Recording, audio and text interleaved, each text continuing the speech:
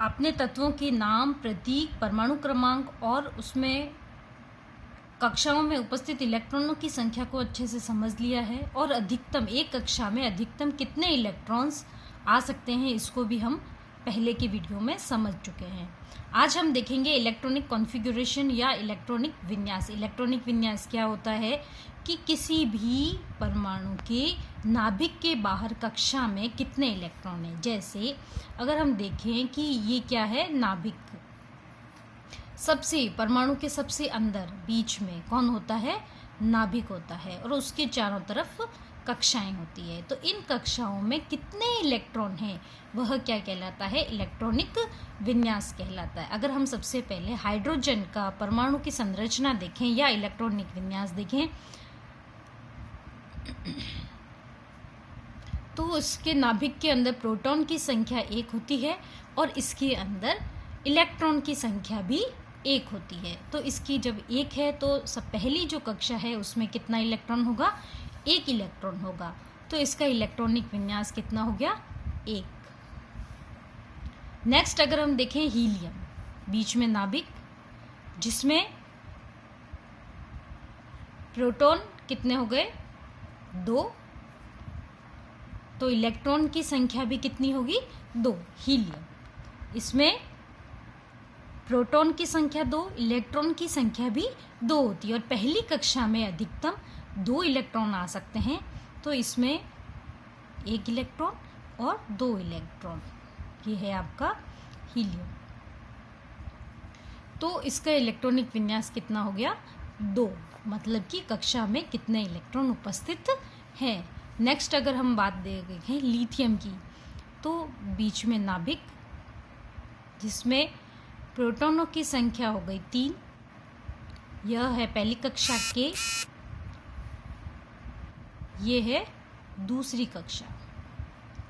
पहली कक्षा में अधिकतम 2 इलेक्ट्रॉन आ सकते हैं और इसमें इसका परमाणु क्रमांक 3 है, प्रोटॉनों की संख्या 3 है और इसके अंदर इलेक्ट्रॉनों की संख्या भी 3 है।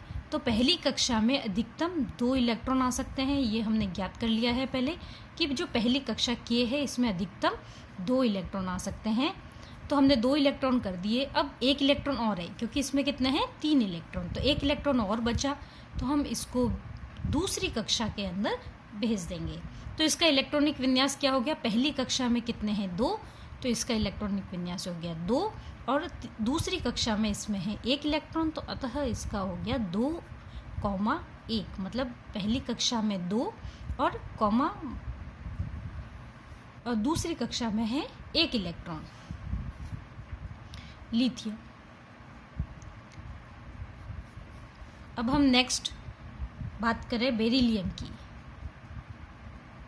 बीच में नाभिक जिसमें प्रोटॉनों की संख्या है 4, पहली कक्षा, अधिकतम 2 इलेक्ट्रॉन आ सकते हैं।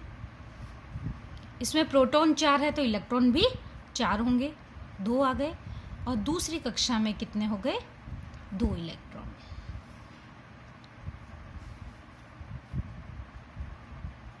बेरिलियम परमाणु है ये। इसका इलेक्ट्रॉनिक विन्यास क्या हो गया, पहली कक्षा में 2 है तो 2 और दूसरी कक्षा में भी कितने इलेक्ट्रॉन्स है, 2, तो इसका जो इलेक्ट्रॉनिक विन्यास हो गया 2,2। अगर हम नेक्स्ट बोरॉन की बात करें तो बीच में है नाभिक जिसके अंदर प्रोटॉनों की संख्या कितनी है, 5, प्रोटॉन कितने हो गए, 5, पहली कक्षा में अधिकतम 2 इलेक्ट्रॉन, प्रोटॉन 5 है तो उदासीन परमाणु में इलेक्ट्रॉन की संख्या भी 5 होगी। 2 पहली कक्षा में, पीछे बचे 3, 1, 2 और 3 इलेक्ट्रॉन। तो इसका इलेक्ट्रॉनिक विन्यास कितना हो गया, 2, पहली कक्षा में 2 है और दूसरी कक्षा में 3 है। इस प्रकार से इसका बोरॉन का परमाणु क्रमांक हो, ये परमाणु संरचना हो गई। नेक्स्ट है कार्बन, बीच में नाभिक, प्रोटॉनों की संख्या कार्बन में है 6, इलेक्ट्रॉन की संख्या भी 6 होगी। पहली कक्षा में 2, ये हम अच्छे से जानते हैं कि K कक्षा में अधिकतम 2 इलेक्ट्रॉन्स आ सकते हैं। और दूसरी कक्षा में शेष 2 आ गए, पीछे बचे 4, 1 2 3 और 4। ये कौन है? कार्बन। इस प्रकार से इसका पहली कक्षा में 2 इलेक्ट्रॉन, तो इसका हो गया 2, और दूसरी कक्षा में है 4 इलेक्ट्रॉन, तो इसका क्या इलेक्ट्रॉनिक विन्यास हो गया? 4। नेक्स्ट है नाइट्रोजन। सेम नाभिक बीच में सबसे पहले बनाएंगे। प्रोटॉन की संख्या 7 होती है, तो हम इसमें लिख देंगे 7 प्रोटॉन। पहली कक्षा में अधिकतम 2 इलेक्ट्रॉन्स आ सकते हैं। पीछे बचे 2 आ गए, पीछे बचे 5। अब हमारे दूसरी कक्षा में कितने इलेक्ट्रॉन होंगे? 5, 1 2 3 4 और 5। ये है हमारा नाइट्रोजन। तो इसका इलेक्ट्रॉनिक विन्यास क्या हो गया? पहली कक्षा में 2 है, तो हम यहाँ पे लिख देंगे 2, और दूसरी कक्षा में है 5, तो इसका इलेक्ट्रॉनिक विन्यास हो गया 2,5। इससे हम अब इसको देख के भी हम पता लगा सकते हैं कि पहली कक्षा में कितने इलेक्ट्रॉन हैं, और यह दर्शाता है दूसरी कक्षा को, दूसरी कक्षा में कितने इलेक्ट्रॉन उपस्थित हैं। नेक्स्ट है ऑक्सीजन, जिसमें प्रोटॉनों की संख्या होती है 8। नाभिक के अंदर प्रोटॉन उपस्थित होते हैं, प्रोटॉन और न्यूट्रॉन। पहली कक्षा में अधिकतम 2 इलेक्ट्रॉन ही आ सकते हैं। नेक्स्ट पीछे बचे 6, 1 2 3 4 5 6।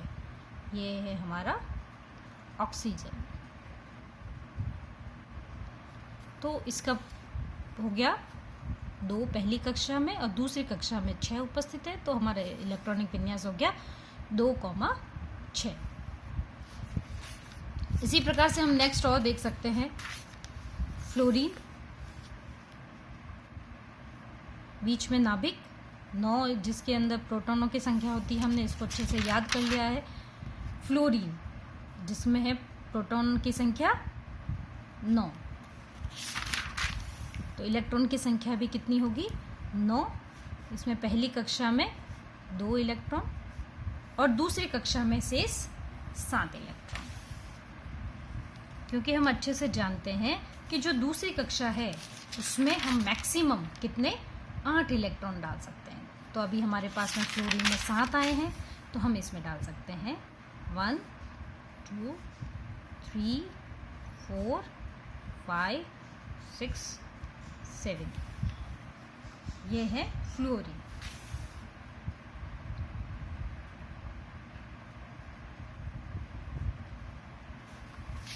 नेक्स्ट है